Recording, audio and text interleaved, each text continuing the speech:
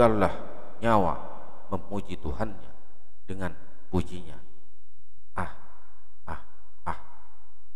Zikirnya, ah, ah, ah.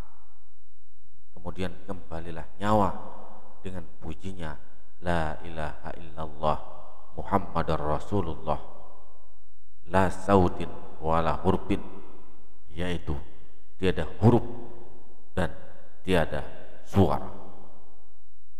Assalamualaikum warahmatullahi wabarakatuh. Bismillahirrahmanirrahim. Asyhadu an la ilaha illallah.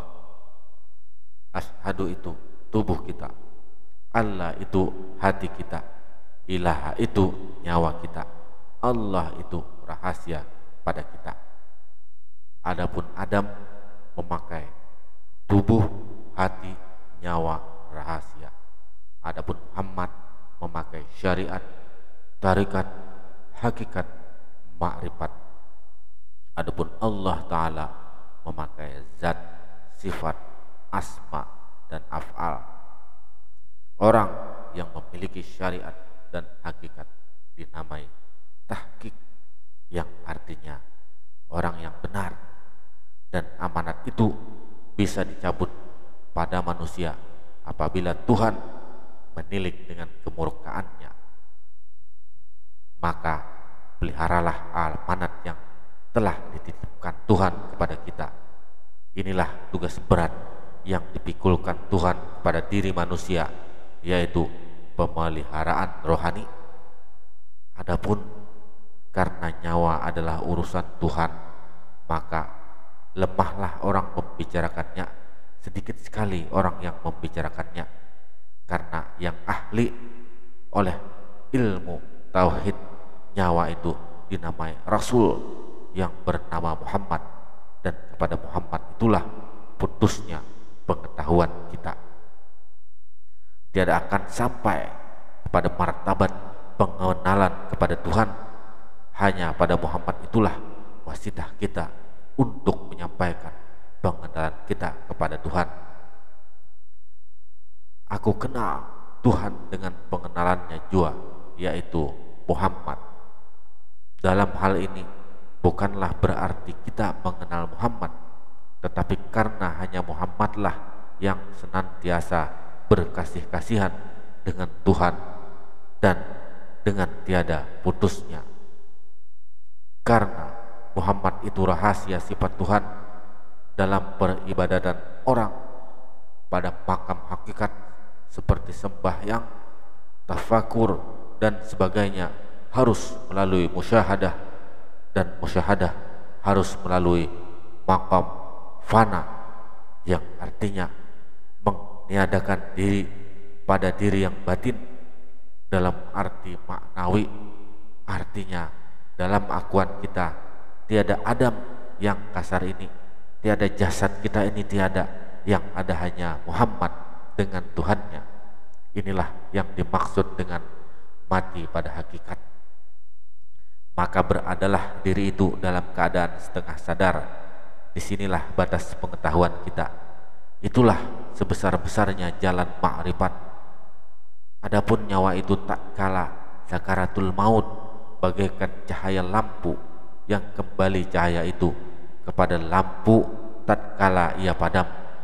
Karena cahaya lampu itu adalah haknya, kenyataannya, maka pulanglah hak itu kepada yang punya hak, seperti pada firman Allah yang artinya, katakanlah oleh Muhammad bahwa semua itu berada dalam genggamanku.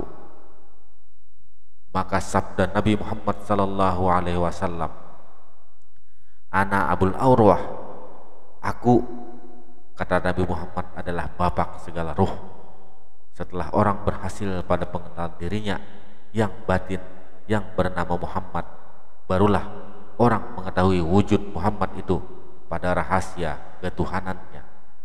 Karena orang yang belum mengetahui wujud batin Muhammad dan wujud Muhammad, maka orang itu selalu berada di dalam dosa. Barang siapa tiada mengetahui batin Muhammad dalam rahasia Tuhannya itu, maka sekali-kali tiadalah ia mendapat kesempurnaan pada ma'rifatnya. Orang yang belum sempurna ma'rifatnya pada waktu sakaratul maut, maka nyawa orang itu akan ditilik dengan isim kaharnya Allah. Allah Azza wa Jalla tiada mengambil faedah atau maksud daripada apa yang diperbuatnya, karena ia kaya dan bagi orang yang mengenalnya akan dikasihinya. Ketika kita sakaratul maut, jasmani kita akan kembali kepada bumi karena menerima himpitan daripada bumi itu. Hanya Rasulullah yang terlepas daripada hisab himpitan itu, sekalipun anak-anak. Kemudian rohani kita akan kembali kepada Nur Muhammad karena menanti hari perhitungan pada hari kiamat. Kemudian nyawa kita akan kembali kepada yang punya hak. Adapun nyawa itu tiada berkeputusan menerima anugerah daripada Tuhan karena ia limpahan daripada ilmunya yang qadim dengan menerima kasih sayang daripadanya. Adapun ma'rifat itu ialah hal keadaannya untuk mengetahui orang yang tiada pernah lepas daripada berkehendak kepada rahasia. Akhir dari ma'rifat itu ialah amal untuk menjalani sampai timbulnya kehendak itu. Tiada yang lain tempatnya menjatuhkan kehendak melainkan kepada manusia.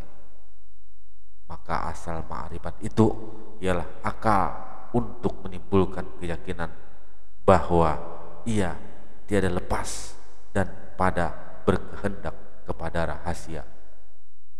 Dan mula-mula ma'rifat itu ialah iman untuk menimbulkan tasdik, karena tasdik itu berdiri kepada keesaannya dan kebesarannya. Hadratur Rahman, yaitu menilik kepada hambanya dengan sifat jamal, tilik keelokannya. Hadratur Rububiyah, yaitu menilik kepada hambanya dengan sifat jalal, tilik kebesarannya. Hadratul Uluhiyah, menilik kepada hambanya dengan sifat kamal, tilik kesempurnaannya. Orang yang tidak sampai kepada sebenar-benar pengenal, maka ditilik dengan sifat kahar, yang artinya tilik pada kekerasannya. Musyahadah, bermesralah wujudnya kepada zatnya seperti mesranya cahaya dengan matahari. Maka pujinya adalah Hu Allah.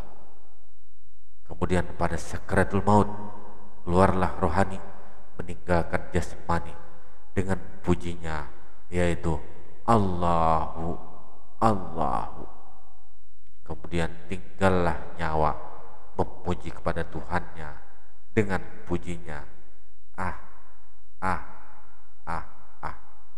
Kemudian kembalilah nyawa dengan pujinya la ilaha illallah Muhammadar Rasulullah, la saudin wala hurufin, yaitu tiada dengan huruf, tiada pula dengan suara. Kemudian di dalam jantung itu ada fuad, di dalam fuad itu ada logat, di dalam logat itu rahasia, dan di dalam rahasia itu ada alif. Pada pucuk alif itu ada nur. Tatkala ruh tabi'i atau napas yang turun dan naik itu meresapi pada hati, maka timbullah kehendak. Apabila meresapi pada mata, maka melihatlah mata kita. Manakala meresapi telinga kita, maka mendengarlah telinga kita, dan sebagainya. Adapun fuad itu diumpamakan kelapa, tempurungnya diumpamakan logat, nyiurnya diumpamakan rahasia. Kemudian santannya ibarat alif yang berada di dalam rahasia, dan yang bernama nur di pucuk alif itu adalah minyaknya. Demikianlah, mudah-mudahan bermanfaat. Assalamualaikum warahmatullahi wabarakatuh.